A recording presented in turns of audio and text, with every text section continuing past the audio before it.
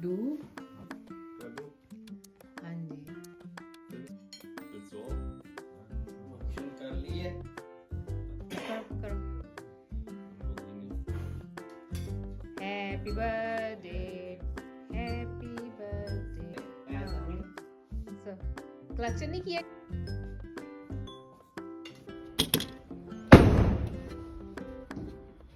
अस्सलाम वालेकुम, क्या हाल है आप सबका? अल्हम्दुलिल्लाह मैं ठीक हूँ और दुआ करती हूँ कि अल्लाह ताला आप सबको ठीक रखे, खुश और आबाद रखे। Welcome back to my daily routine in Germany. तो शुरू करते हैं फिर आज का व्लॉग ना। ये ना सैफ आया है। अच्छा, मैं बच्चों के नाम बहुत गड़बड़ कर जाती हूँ, ऐसे वॉइस ओवर करते हुए भी ना, कभी सैफ को असद, असद को करम। कुछ दिनों से ऐसे हो रहा है मेरे साथ। अच्छा, सैफ आया है सरप्राइज़ली। आया नहीं है बल्कि इसे मैंने बुलाया है। मैंने इसे कहा है कि आपने अगर आप फ्री हो तो घर आ जाओ ना। तो गाड़ी वगैरह तो पता है इसके पास नहीं है, ये ट्रेन वगैरह के सफ़र करता है। तो ट्रेन पे आने में या बस वगैरह पे आने-जाने में ना इसे 1.5 घंटा आने में और इतना ही वापस जाने में लगता है। तो फिर मैंने इसे ऑफ़र की थी, मैं कहा आप ना गाड़ी पे आ जाओ तो फिर मैं आपको पे कर दूँगी। अच्छा, ये वाली जो गाड़ी है ना, अभी मैं खैर बाहर निकली थी देखने के लिए कि कौन आया है ना, तो ये सैफ ही था। ये जो गाड़ी है ये इनके जहाँ ये पढ़ता है कॉलेज के आस-पास, यूनिवर्सिटी के आस-पास 2-3 जगहों पे ये पड़ी होती हैं। सिटी की तरफ से परफ्यूम में है। स्टूडेंट्स वगैरह या कोई भी ले सकता है। आपने ऑनलाइन ही आपने इसको लेना है और एक प्रॉक्सी बनी हुई है, ऑनलाइन आपको एक वो कोड इश्यू कर देते हैं। यानी आप लोगों को ना ऑनलाइन एक कोड आ जाता है और वो कोड देख के तो कुछ फैशा बनी हुई है, कुछ स्टाइलों पे, जैसे मुझे सैफ ने बताया है, मेरी इन्फॉर्मेशन ये बिल्कुल अकॉर्डिंग टू सैफ है। जैसे उसने मुझे बताया मैं वैसे ही आप लोगों के साथ ज़िक्र कर रही हूँ। तो उस कोड से वो पिन जो होती है ना, उससे वो फ़ाक खुल जाती है और उसके अंदर चाबी पड़ी हुई होती है और जितने किलोमीटर इसने चलाना है उस हिसाब से वो इससे पैसे लेंगे। कुछ सेंटों के हिसाब से उन्होंने पैसे लेने हैं और जितने ज़्यादा ये किलोमीटर चलाएगा उतने ही पैसे कम होते जाएँगे। इस तरह से था इसका कोई हिसाब-किताब। तो बुलाया मैंने इसे इसलिए है, चलें ऑटो की तो मैंने आपको इन्फॉर्मेशन दे दी, गाड़ी की तो इसकी थी जब हम लोग पाकिस्तान से आए हैं ना, तो जनवरी के एंड पे माशाल्लाह से साहब की बर्थडे थी। तब उन दिनों हम लोग बहुत बीमार थे, बहुत सख्त बीमार थे। मुझे कोविड था, इनको भी, हस्बैंड को भी बुखार वगैरह, हम लोग बहुत सख्त बीमार हुए हैं इस दफ़ा, पता नहीं क्या है। वैसे नेक्स्ट टाइम जब भी इंशाल्लाह अल्लाह ताला बार-बार बुलाए उम्रा के लिए, जब भी जाना है ना, तो वो जो एक किसी ज़माने में ना एक लाज़मी होता था कि जब आप लोगों ने मक्का मदीना का सफ़र करना है ना, सऊदी अरब का, तो आप लोगों ने ना एक इम्फुंग लगवा के, एक वैक्सीन लगवा के आना है। तो हम लोगों ने जब से ये कोविड की लगवा ली हुई है, तो कोई भी नहीं हम वो लगवाते। लेकिन इंशाल्लाह नेक्स्ट टाइम जब कभी भी गए, अल्लाह की तरफ से जब भी बुलावा हुआ, तो वो वाली इम्फुंग जो है ना, वो वैक्सीन वो ज़रूर लगवा के जानी है। मुझे ये ऐसे लगता है कि चूँकि उधर सऊदी अरब में पूरी दुनिया से लोग आए हुए होते हैं, तो पिछले साल भी हम लोग बहुत सख्त बीमार हो गए थे और इस साल भी हमारी वही हालत थी। तो इस सिचुएशन से बचने के लिए, क्योंकि वापस आके भी हमें रिकवर होते-होते, ये सिर्फ़ मेरे साथ ही नहीं है, हमारी इस गेबुंग में जितने भी लोग हैं, सबके साथ ऐसे ही हुआ है और वापस आके ठीक होते-होते हम लोगों को महीना डेढ़ तो ऐसे ही लग गया।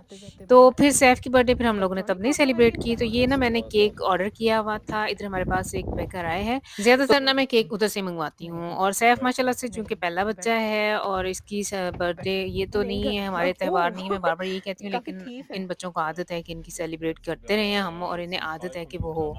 तो मेरे ना दिल को कुछ था कि हैं सैफ की माशाल्लाह से बर्थडे गुज़र गई और हम लोगों ने सेलिब्रेट ही नहीं की, इसको तोहफ़े-तोहफ़े नहीं, कुछ भी नहीं दिया। हालाँ उसके दिमाग में था या नहीं, लेकिन मुझे ज़ाती तौर पे था। तो फिर मैंने ना ये केक ऑर्डर किया हुआ था। अच्छा, ये मैं बताती चलूँ, ये केक जो है वो हलाल जेलाटिन से बनाते हैं। हमारे इधर इस एरिया में एक बेकरी है, पहले भी मैंने ज़िक्र किया है, मैं हमेशा उधर से केक बनवाती हूँ। जब कभी मेरा घर में बनाने का मूड ना हो तो फिर मैं उधर से ऑर्डर करती हूँ। तो ये फिर मैंने केक सैफ की फ़रमाइश पे, एड पेरन टोटे इसको बहुत पसंद है, तो फिर ये मैंने बनवाया था। अच्छा, इन्होंने हलाल जेलाटिन यूज़ की है, फ्रांसलेशे वेरिएंट जो होती है, तो फिर हमारे लिए तो बहुत ही ईज़ी हो जाता है। तो हम लोगों ने फिर सैफ की बर्थडे सेलिब्रेट की। इसके जो गशविस्टर हैं उन्होंने इसके लिए कॉर्प सी बना के रखी हुई थी, उसमें रेड बुल था, ओप्स वगैरह थे, क्योंकि ये अकेला रहता है।